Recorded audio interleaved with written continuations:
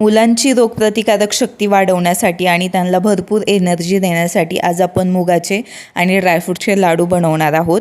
त्यासाठी 2 वाटी मूग घेतले, जे ड्राय रोस्ट करून घ्यायचे, हलके 5 ते 6 मिनिट भाजून घ्यायचे, नंतर याची पावडर बनवून घ्यायची।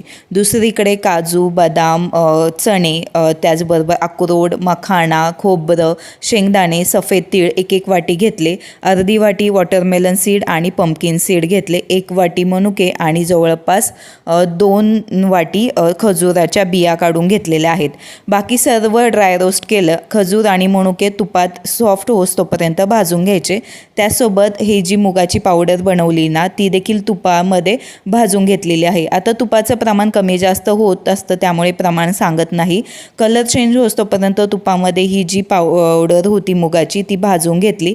त्यानंतर जे ड्रायफ्रूट्स होते ते ड्राय रोस्ट केले होते, त्यामध्ये थोडे थोडे खजूर, मनुके टाकून त्याची देखील पावडर बनवून घेतली। यामध्येच आता वेलची पूड टाकून घ्यायची आणि जी आपण मुगाची पावडर होती बनवलेली ते देखील यामध्ये टाकून मिक्स करून लाडू बनवून घ्यायचे आहे।